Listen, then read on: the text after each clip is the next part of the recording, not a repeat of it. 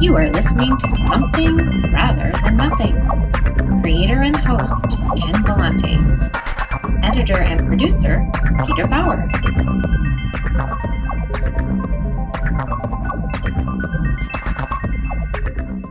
This is Ken Vellante, host of Something Rather Than Nothing, with episode 17, starring Prudence Flint. Prudence is an Australian artist and a brilliant thinker, a brilliant artist, and just creates a fascinating world with her paintings. I hope you'll check out her paintings either before or during or after this episode. They're quite brilliant and won many awards in her home country of Australia. She's being recognized more internationally with her first international show in Dublin, and also some recent exposure on magazines such as High Fructose, and most recently in Juxtapoz, Winter 2020 issue. Wanted to mention a few thanks for your support for the podcast, which actually just passed the 1,000 downloads. And as you know, is available on Spotify, iTunes, and on its source, Podbean. I've received a lot of nice comments and feedback from folks. Always feel free to contact the show. The easiest way to do that would be at my personal email, which is Ken Vellante, K-E-N, V as in Victor, O-L-A-N-T-E, Ken Vellante at iCloud.com. And I appreciate any comments you have or any ideas for future guests that you think would be great.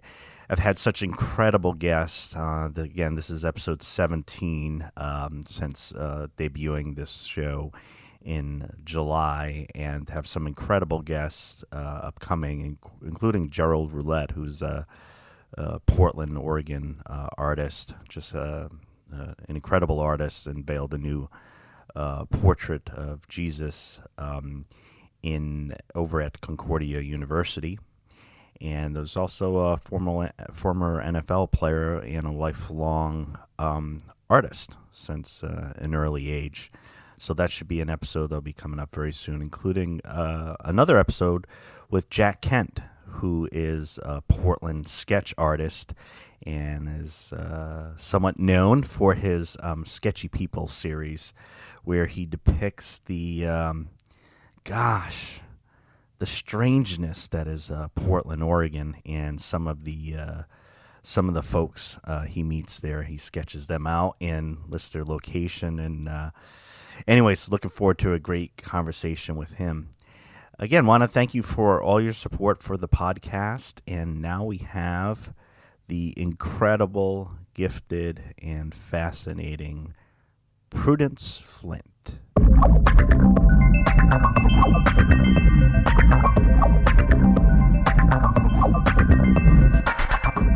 We're separated by a lot of time zones, and yep. I sent you the link to the podcast, but it tends, for my guests, it tends to be pretty comfortable. It tends to be rather fun, a chance to answer or try to stab at these some of these questions. But from the outside looking in, do you have any just kind of just drop them out questions or anything? So with your podcast, so you interview all kinds of people. It isn't just artists. So that was my question. Yeah. So, one of the things that's interesting is it's developed is like what type of podcast it is. I mean, first and foremost, I want to ask like conceptual, philosophical questions of artists or those who create. Yes. And these are the type of questions I think sometimes you're not asked, or maybe not in this way. Sure. So my net ends up being pretty darn large because my interests go that way, and some less. I would say creators actually might even be more accurate. Now that you mention that sounds good. Yes. Yeah, because there's some, like some political stuff I have in there. These things like I think of things like organizing or cooking or like these kind of creative acts and just yes. So with a net that large, you know. Yeah. It looked interesting. Looked really interesting. So no, and I like the questions. I really like the questions that you asked. So I did write a few little notes this morning about how I'd answer your questions. So all right. And I want to, so I'll get into it. I want to ask a little bit more into a couple of your interests in some of the things that you read and also your process with journaling and, how that. Yeah, no, I've got a real, I journal, well, I'm 57, and I've been journaling since I was about 20 or 19. So I'm on my 134th book. And I write all the time. So I don't even know what it is. I don't even call it anything. I just write. I'll write in all kinds of ways. I'm interested in fiction writing. So I just, but I kind of feel like I need another life to write literature, but I feel that I just write anyway. I need to write. And I find that I draw and write, and it's all very connected for me. And Prudence, I'm sorry to interrupt, but I mean, I was very interested in hear what you had to say about about the amount that you read in your writing. And yes, for me, just looking at the two activities, they seem rather disparate, right? I mean, really. How do you writing? You mean writing and painting? Yeah. But they conjure worlds. So okay, tell me about that. Well, I think when I read, it's very visual. I imagine the people, I imagine the places. It's fluid. I move around emotionally, and I find painting is very much the same. It's for me, it's a narrative. I create a space and a psychological space, and I come up with an idea, and I don't see it as so different. For me, it's quite connected. Yeah, and let me tell you the reason why I said that, and the reason why I think that I just started painting myself a couple years ago, and one of the things I realized was very much in what you just said. I recognized it as language, and there was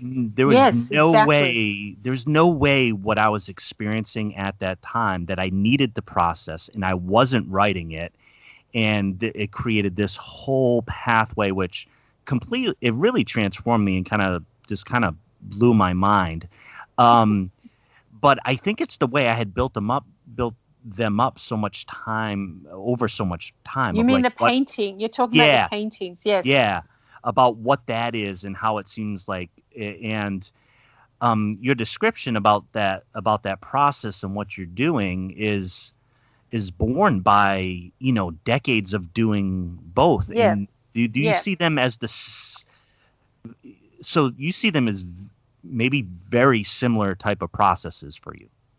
Yeah, same but different. They're different. They're different languages, but it's like, Italian and German maybe. And but one is very tactile and one is more internal and kind of in your imaginary zone. And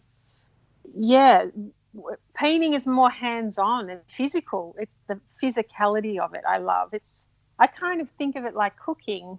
It's like cooking a book. You cook it. You have to make it like a recipe, or that's how I see it. But I see it all connected in a lovely way. Imaginative worlds. And the type of writer that you are ends up being influenced by another activity that I've read you mention as far as things that take up your time and help you develop yourself is reading. So what are your top authors as far as that influence you?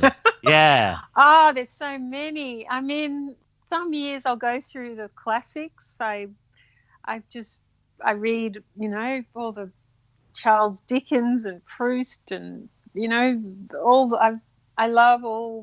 I go back through history and read, Jane Austen and the Bronte sisters and then more contemporary writers. I'll read a lot of contemporary writers. I'm not going to be able to think of any of them now, but I'll read everything. I read crime. I read science fiction. I read a lot. I read theory. I should go to my bookshelf, shouldn't I?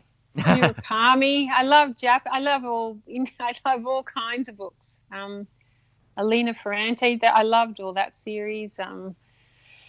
Does that give you some writers? That does. So let's go back to to childhood. I think another interview I heard that you were the youngest in the family. Can and I had three older brothers. Older brothers, which will definitely create an influence altogether. I imagine. That puts you in a spot, doesn't it? It really, like I was the last one and I was the girl, and there was like 4 years difference between all of us. So I had quite old, they were quite older brothers, and I'm kind of closest to my brother who's the nearest in age to me, and I think I had to definitely fight for my place in the family in a way, because they were a force unto themselves and very competitive family, and so I think my femaleness was a real.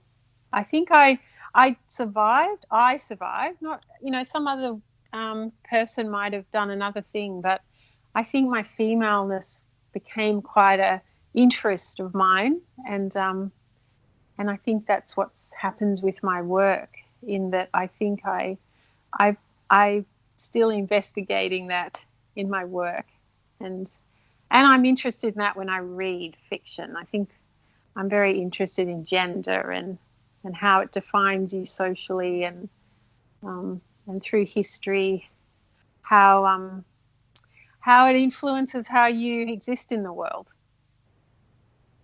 And prior to painting and doing and teaching and some of the other things you've done in your life, I understand that you did have some time working in the fashion, or within fashion. Could you tell? Well, I did a degree in design, and I did do a few freelance jobs once I left school, but I pretty quickly realized I was very dreamy and really wanted to do my own work, and I started to see. I started to look at art, and so I kind of went back to school and went and did fine art and started painting. So, and then I started painting women, and it kind of went from there. Yeah, that's a very abbreviated version. When I first saw your paintings, and I think I might have seen them in a spread that was in High Fructose magazine a little bit back. I mean, I was just floored. I thought they were absolutely gorgeous and incredible. One of the thoughts that was in my head was I saw an element of fashion and neatness within the cuts that said, I was not surprised when I heard that about you. And I wanted to tell you, one of the I know you're getting more attention as an Australian artist, but more attention in Europe, and maybe some more recent exposure in the United States. But I share some of your work with my friends, and kind of and the reaction to each person was very similar to mine. It seems so wildly different and fascinating that people just have this very similar reaction to. Oh, that's lovely. to your work. And it has a piece where and I've used it to describe some other art in the past. It's a strange thing to say, where there's this, intense familiarity, but also this incredible amount of space between, say, myself looking at it and what it is, and it's like those two aspects. So that you're saying there's familiarity, yeah, but also something foreign to you. Is that what you mean? Yeah, very foreign, very like it's like a space like I'm peering into, or a universe where you're like, well, how was this created? Like it just really prompts. So you actually relate to it, but you don't as well. Is that what you mean? I very much relate to it, but don't understand it in a way that I would like to. At least yet. Okay. That's really nice. I like that. Yeah, I don't know whether I understand it either. Well, that depends what you mean by that. That you don't understand it, in that you want to know where the ideas come from, or you want to know the story behind the ideas. Is that what you mean by not understanding? Well, let me try it this way. This might be inexact. Part of it, what I was thinking is that you've described your works, which seem to me just crisp, just right, and perfect, as having a very kind of there's an aspect of incompletion, or that they're not finished for you, or you're never quite done with them. It seems like you kind of let them go at the time that seems right. And for me, I wonder how that is, and that's part of like me conceptually looking at them. They just. I suppose I let them go when something's not annoying me too much. Like there's a point where, I'll be working on them and it's like music out of tune, and until I get it in tune, I won't be finished with it. So I will work on them for about 3 months, and I'll keep tweaking the colors, and I'll move things until it all feels like it's sitting as a whole, and there'll still be things about it, but until I can sit with it and kind of feel this calm feeling that it captures, it holds itself. I won't let go until I get that. Does that make sense? Yeah, it does. And one of the biggest challenges and questions I didn't have written down for you, but I'm going to take a stab at. Yeah. I've discovered on the podcast it's easier to play a music track, right, and then the music's going to be right in front of you and hear the sounds. And of course with painting, sometimes you feel like I feel like I'm stumbling out of the block, describing a painting. But what I would say basically about painting in your recent pieces is that there are women subjects predominantly, that there are various very neat and perfect geometric shapes and shadow interplay and light interplay. There is a kind of a mundane activity. There's a bit of disproportionality where things seem a little bit bigger or smaller than you would expect them to be. Now, for everybody's listening to podcasts, the point is just go search for the images. But I always try to take a stab when we're talking about painters, about what's going on there. I think you've described them very, very beautifully. Oh my gosh! All right, well. I was going to write it out. I'm glad I just tried to work it out in my head. No, that's beautiful. And I love the way you say the disproportionate parts because they just happen when I don't do things deliberately. It's more just that, but I love it when I get a body to sit how I want it to sit, and it's and it becomes it's like a body sitting in the space. So that all happens in the process of the painting. It's not, I don't design it like that. It just kind of happens.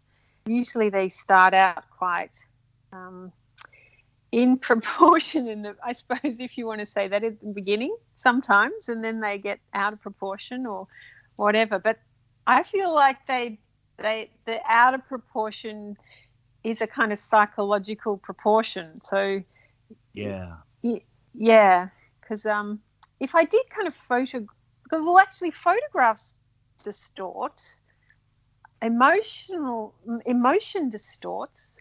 I don't feel like we ever have a so-called accurate sense of ourselves. So if I want to embody a figure in a painting, for me it always has to have its own sense of proportion. It's not about like if you measured it all up in a scientific way, that wouldn't make sense to me. Well, because speaking of proportion, I was surprised, and then it made perfect sense to me of some of your interest in some of classical painting. Yes. And kind of, typical, religious, typical, yes. so to speak, religious subjects. Yes. And yes. I heard a bit of audio. Yeah, and just you describing about that. Can you tell us about your interest in that, and whether you see an overt connection to your work that you do? Well, I love, when I travel, I love going and seeing early Renaissance paintings,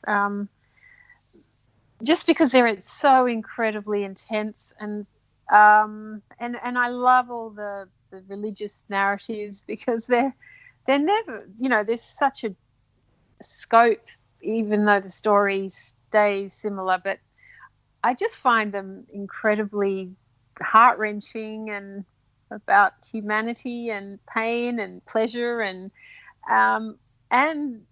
humorous, and I just love the limitation of painting, in that you actually have this when you go and see these paintings that were done quite a long time ago, and you see the artist's hand, you see the paint, and I just can't, nothing beats it for me. I could just, it's always the highlight of my travels.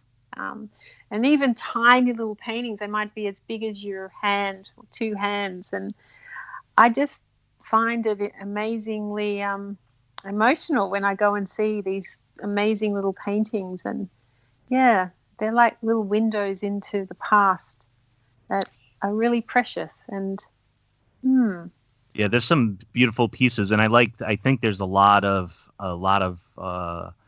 just hearing some of your description before about those on another podcast. It was about? It was a it was about a 5-minute piece about a particular piece. At the Met. Yeah, I love Hans Memling, and he's one of my favorites. We've got a beautiful one in the NGV here in Melbourne, and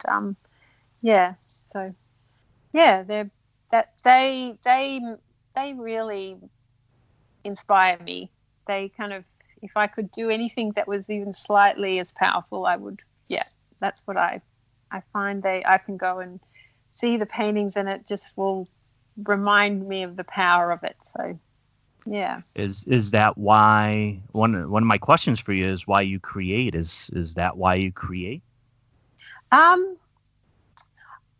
think, why I create. I think I've always, ever since I was little, I think I've always needed to do something. I'm not somebody who can, I think it's a certain kind of suffering that makes you create. I don't mean that in a dramatic way, but I've never been able to just kind of sit back and not do something. I feel like I get a lot of joy from looking at pictures and from stories.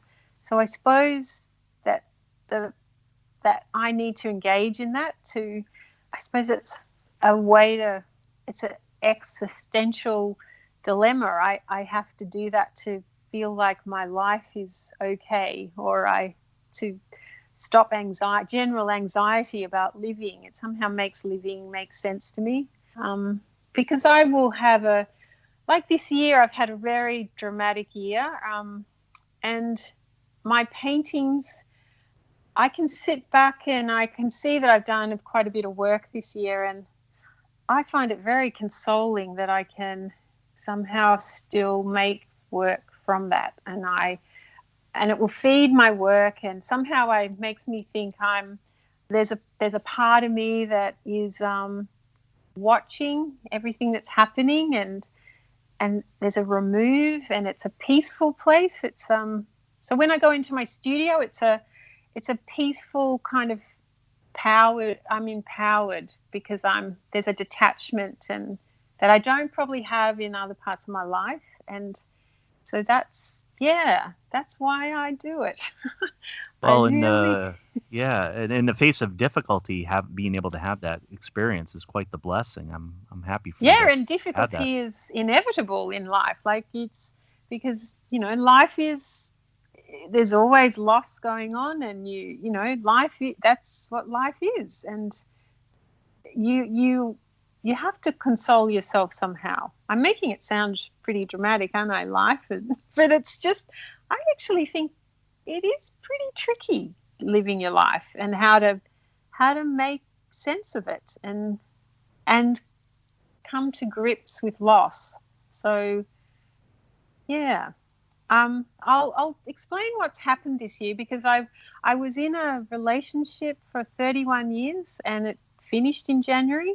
So this year is my first year since, most of my adult life I've been in a conjugal relationship. So this year is the first year. I'm adjusting to huge change. So yeah, my painting is very consoling at the moment. It's kind of a place I can go, and it's a separate place that I've always had, and it doesn't, I don't have to, it's a familiar place that I'm in control of, and so that's a massive that's a massive change. Were you ever fearful that you might not want to go do that, or wouldn't it provide you what you need? I mean, there must have been a lot of fears that you were going on? Sure. Yeah. I mean, it's all right. I mean, life is okay. It's all security-wise, everything is fine, and I'm very fortunate like that. But just emotionally, there's a lot of adjusting going on and a lot of processing going on, which is totally preoccupying. And I'm watching myself, how I cope, because I know some people may get more depressive, and I'm probably watching myself get more. I'm more on I get a bit more obsessive and impulsive, and that's what I've had to manage this year. I'm much more obsessive thoughts, and I've had trouble reading and watching films because it's as if my brain is preoccupied with processing all this new information. It's kind of like I've got to find a new way to live with myself and the world. So it's been a huge project. Possibly the paralysis, of freedoms or different types of freedoms. That's amazing.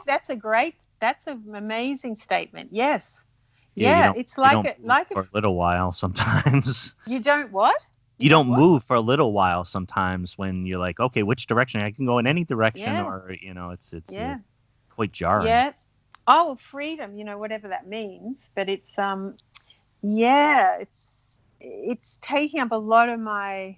It's like I've got to just go through it. I've got to go through the experience of it, and and I went overseas on my own for a month and in Europe, and traveled around Europe on my own, and I've traveled a lot, but never on my own. So that was really intense, but I liked it. There's a lot of things that are really good about it.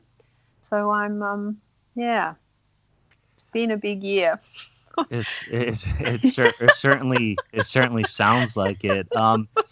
So part of that I'm wondering too is, could you? I mean, and I'm gonna tell everybody, just mention your name again. We're talking with Prudence Flint, an Australian painter, whose beautiful work is going to be in the new Juxtapoz magazine 2020 with a short profile of her.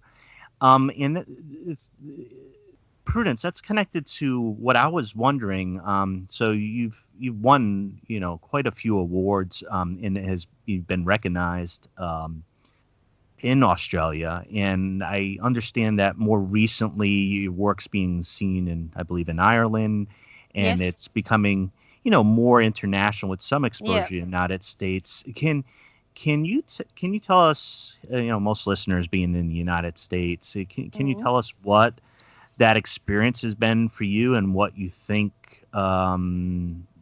people are noticing, what changes there are for you in that type of attention? Okay, well, it doesn't change a lot of things for me because, I'm still working in the same room that I was working in for 20 years. I'm still in this little room working away on my paintings. So that never changes. But I suppose I have, it was really good to go overseas and get my work out of Australia, because I think the main thing is that figurative work in Melbourne probably has a bit of a limited kind of it doesn't necessarily get supported by institutions here or given the same kind of opportunities. So getting my work out of Melbourne was really great because I think it gets seen with fresh eyes outside of Australia. And it was hung in such a beautiful space in Dublin in this gallery called Mother's Tankstation, and we just had a beautiful big skylight. So it was all skylit, and it just looked beautiful. And that was really great. Whereas figurative art is probably given a bit of a B grade situation in Melbourne for some reason. I think it's hard for me to explain why, because I live here, so it's hard to see it from a distance. But I know that figurative work probably has more of a lineage outside of Australia. English, Lucian Freud, there's a whole kind of history of figuration that gives that a certain kind of ground for work to be seen in a bit of a more powerful way. So yeah, does that answer your question? Yeah, it absolutely does. Yeah. One of the things I wanted to ask you is, it's just, not to be overt about it, but it's the women in your paintings, and the role of women is just so important and prominent in your work. And I know in the fashion industry where you worked in other interviews, you relayed some of the expectations upon you as a woman.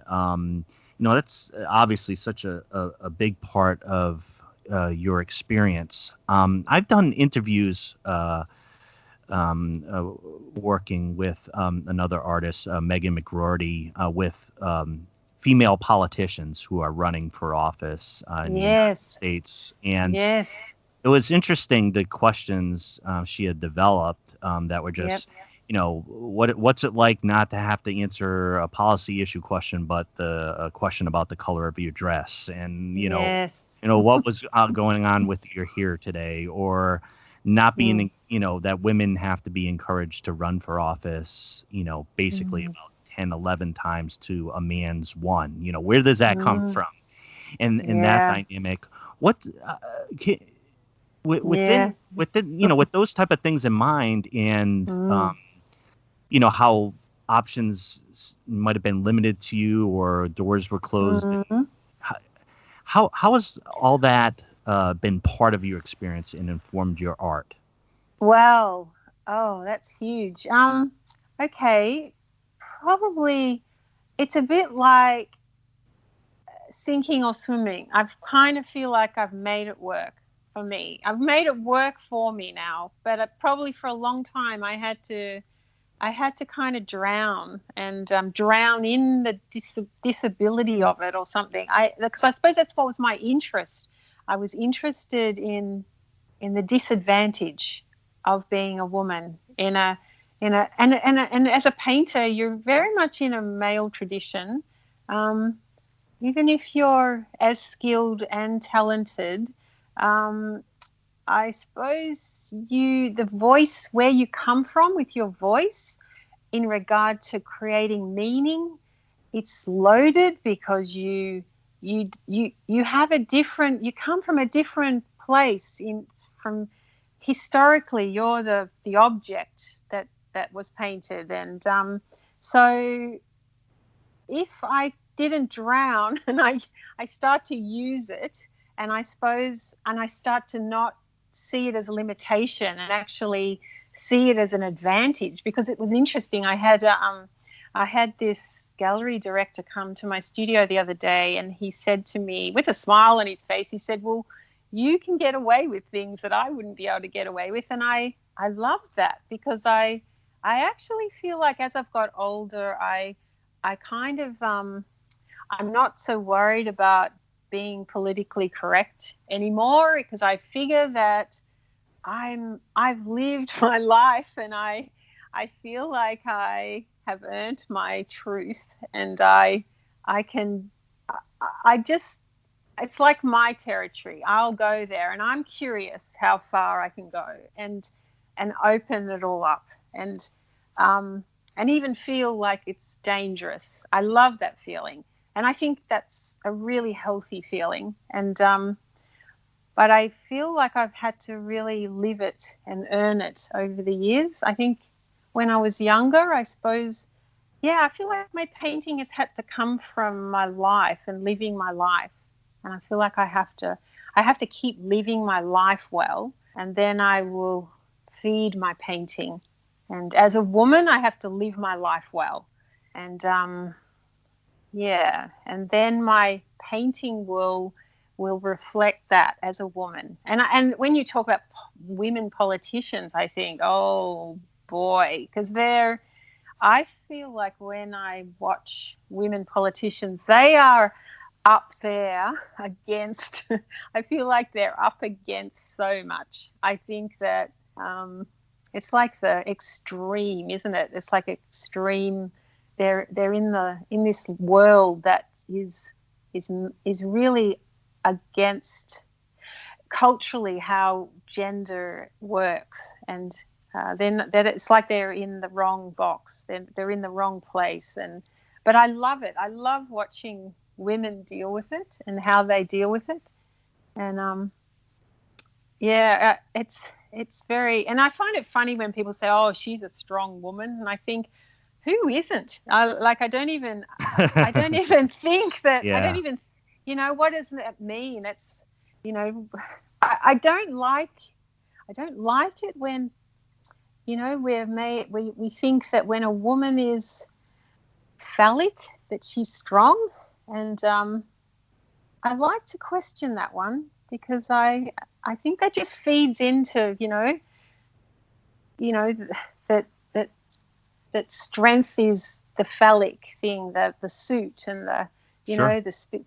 And I always like to feel like I don't want to do that. I feel like I'm not really, I don't know. I think I'm just judging women then, just like the social world does, and puts women in a certain corner. And I think women have I know men do too, but it's kind of like gender. We put each other in a corner, and you've got to kind of stay there. And I like it when it crosses over and it gets all kind of blurry. And I think that's much more real. No, yeah. And it was obviously a really big question. And I see a lot of, I picked up on some of the words you had to say, and just strength. I see your paintings being just incredibly strong, and the other piece, and the figures in your painting being incredibly strong. The other piece I was picking up on, connected to freedom, and you feeling that there's, you keep trying to get away with things. And I was thinking of the the answer to the question, what is art by Andy Warhol, is art is what you can get away with, right? Yes. So like getting away with things. Do you crossing thresholds somehow? Yeah. Well, so tell me what is art? What is art? Yeah, well, that's a really general question. Yeah, I don't know. I think it can. Well, I feel like it's a mirror. It's for me. I mean, maybe it's for other people it would be something else, but sure. For me, I want a mirror. So I look into, and that's my interest in a painting. I suppose I want to look into it's like a space, and I want to go, oh, I know that feeling. And I think that's what I love. I get a lot of joy when I can recognize something that I know, that it's a feeling or a place and the same with fiction reading, when I recognize something, and that's art to me. It's a mirror. It mirrors us back, our aliveness. Is that part of the reason why you stay with your paintings as long as you do? I mean, I found that to be... You mean 3 months when I actually stay with them to work on them? Yeah, you mentioned it seemed like when they were placed in a different location, that you had kind of been, near them for an amount of time, or had, that relationship with the paintings themselves, and then they were, displaced someone. As I just heard in your answer, I mean, is that part of why you think you do that, or is it, do you ever think when I have to let go of them and then I have to create new ones? Yeah. Yeah. I feel like, because life's constantly changing and shifting, and I have new ideas, and there'll be something that's quite, it's kind of like dreams. You dream certain dreams that are repetitive. Well, I get repetitive dreams for years, and then they'll suddenly stop. That repetition will stop, and there'll be a new kind of dream. I see the correlation with my painting. I will work on a series, and then I'll kind of come to the end of that series, and it'll be reflective of what I'm struggling with in my life, or it'll be kind of mirroring some unconscious space I'm inhabiting, and so I work on a painting for 3 months, because it takes 3 months to build up. It's actually just a practical thing to build up the surface and get everything working, and all tonally and color temperature working. It takes that long to just tweak it all into tune. So that's why I work on them for that long. Yeah. I've heard you talk before about the impact, or it seems to be a sensitivity you have that I can see of with light and shadow, or sunlight, and it's importance in showing up in the shadows or through the windows. Yes. I love light. Is that like part light. Do you think that's part of a reflection of where you are? I mean, like, I was recording here from Oregon, and it's going to be like largely cloudy and light rain until for another 4 months. So wow. Your description of this. I know, because I don't think I could live in Europe, because Northern Europe, because I just don't think I could stand the weather. I know Australia, I mean, Melbourne, we do get a winter, but it's probably about 4 months of kind of, but we still have sunny days, and then we get mostly sunny weather. And I live upstairs, and I get a lot of light, and I love it. I really like light, and I find that my paintings, I need daylight to paint them by. I cannot paint by natural light. I've just found I would probably, if I had to, I would, but they would be different paintings. They'd probably change to get everything working. Color temperature, tone. I need to work in the natural light. So so there's a few months in the middle of the year, like June and July, that I'm actually cursing the clouds, because they come over and I can't see what I'm doing. And I actually do. I shake my hand at the clouds because it's like I can't see what I'm doing now. And, and I can do certain aspects of my pictures. I can draw and do some things, but I can't do the part that I love the best, which is when I get the painting working and I'm just tweaking it. And I tweak it for probably a month. I'll tweak little bits until it all just comes together. And that's my favorite bit of the work. And when I've got the painting basically, and I'm just tuning it, and I really need good light. So I've got I've just got a bedroom that I work in, and it's got northern light, and so this time of the year is great. And so I know I've got January, February, March, April, May. May gets a bit iffy. June, July, bleh. Yeah, so I do most of my work over this time of the year. Yeah. So this is a busy period. Yeah. Yeah. I'm glad I'm slightly envious to hear you talk about that, son. But I can look at pictures for a little while and, photographs. Yeah.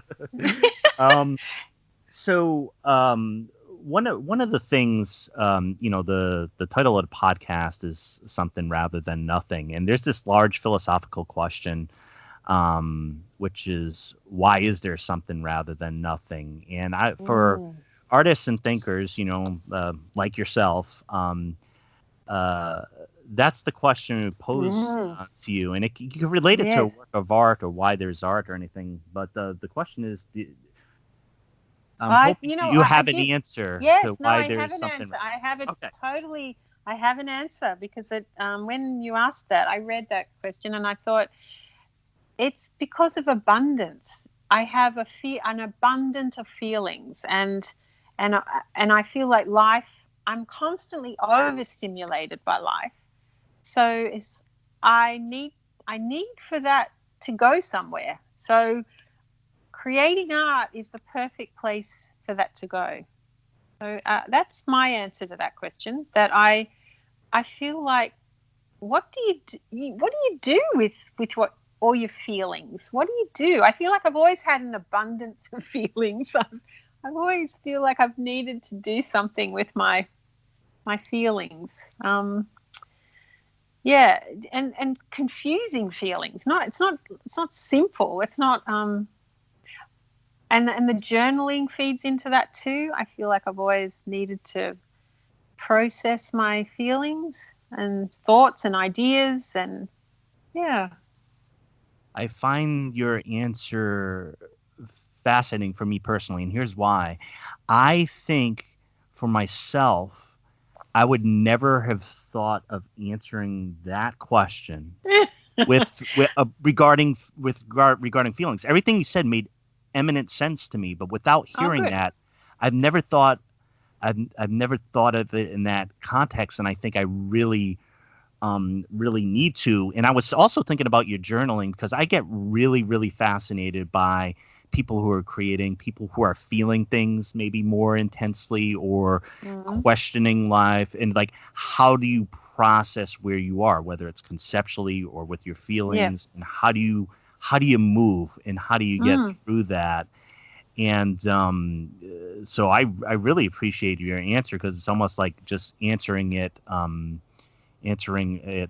So it's really for you a lot of the proof of that you're experiencing these feelings and then trying to do something with them. Yes, something with them. I will sometimes I watch myself sometimes. I will have an intense experience. It can be all kinds of things. And sometimes I won't even know I'm having an intense experience. It will creep up on me. It doesn't mean, it might be just watching TV one day, or it doesn't have to be, something dramatic. But it will be some shift or something's moving, and then an idea comes, and then it's very exciting, because I'll get an idea, and then I start seeing a painting, and I draw it up, and it's like channeling, and then it's a great joyful experience, and it's like I get to put it somewhere, and it might be a kind of something building up in me, like a kind of a layering of feelings, and then when I have somewhere to put it, and I put it in a painting, there'll be an idea that will contain it, somehow embody it, and then I love that I have somewhere to put it, and it's kind of a humorous thing I do with myself. It's kind of a joyful feeling, like it's like a joke I have with myself, like how kind of, it's almost like how crass I can be, or how kind of, no, at times I kind of think how obvious, I feel like I'm being really obvious and kind of almost kind of, I want to see it plain and be as kind of just kind of plain about it. But it's never plain, because I find when I start painting it, the depth of it starts to reveal itself, and then I start to look at it and think, so there's connections with this and the past and my mother, and then I start to see all the layers of it, and that's very consoling, because I think that, you know, you kind of realize that that's what you're doing all the time in your life. Everything's connected. It's always kind of ricocheting from back and forth, and you know, connecting, and that's how our kind of psychology works, I think. Yeah, the I was in hearing your answers and thinking about both the processes of writing and painting. I wanted to mention one comment, which kind of one thought I had that confounded me when I started painting was, and it has this aura of negativity to me, but what I said to myself was, you started painting because you're too afraid to write right now. Oh, yeah. And it was like so aggressive. It was so aggressive towards myself. And and it was prior to me realizing what I was trying to do was to talk, was to yell with painting, was to talk, was to yell, was to show, was to process, was, you know, all those feelings, all those things going on. But it was almost like the one way I had tried or had not tried over time with not writing enough. It was like a self-criticism of being like, you're taking the easy way out, as if painting's easy, which of course it's so yes, very intricate psychology, and that's why I've been quite interested in your relationship with, you know, both the writing process and painting. I love asking these questions, but I also have a question too, as far as if you wanted to hear like somebody that you know, an artist or creator, you know, answer these type of questions, who would that be, or who would they be? Like another artist? Yeah, like just these type of questions. There's an artist, Jocelyn Hobby. I think she's in New York, and I would love to hear what she'd say. I love her work. She paints women as well. So, yeah. Is that what you mean? Like, that's exactly. It's, you know, like this.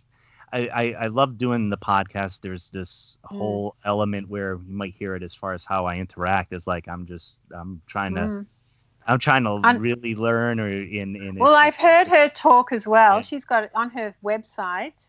She's got there's a lecture she's given at a university, and she's really interesting. And I think I love listening to what she said and how she talked about her work. And so I related to that a lot. And so I'd love to hear her talk again. Yeah. Oh, and thank you for that. So, Prudence, part of this is just at the end here is just kind of open-ended, where you can just kind of like let us know, you know, what you're doing or where people can find your work. I had mentioned the new Juxtapoz magazine with the nice profile and depiction of your work and nice interview. And you've been in High Fructose magazine, and but you know, other ways, or in general, like how people can interact with the work that you do, your art.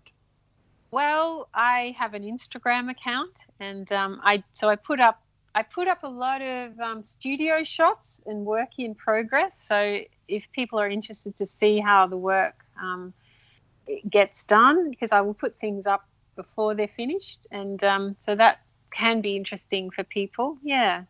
So, and I have a website which has all comprehensive, looking back over all my work right from a really pretty early on. So, yeah. Anything else? Well, and also there's the galleries that I'm with. But they're more, they will show work that's available for sale, and so it's not necessarily a comprehensive look at the work. But yeah. No, that's all. I'm going to be having a show next year in the mid-year in Sydney.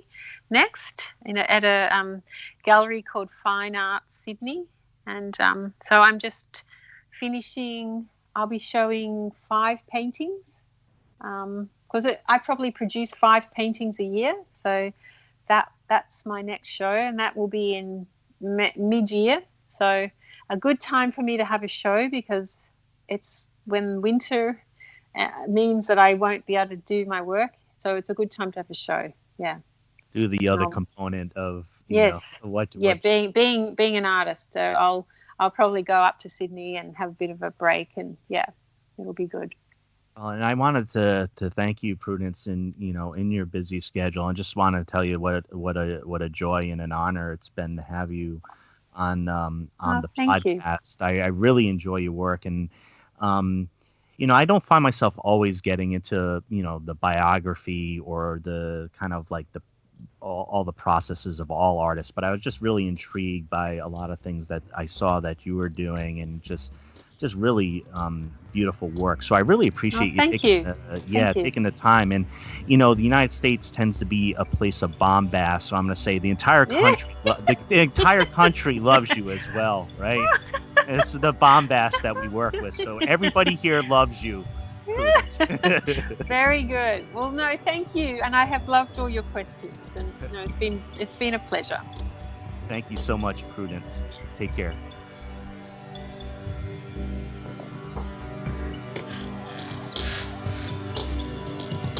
You are listening to Something Rather Than Nothing.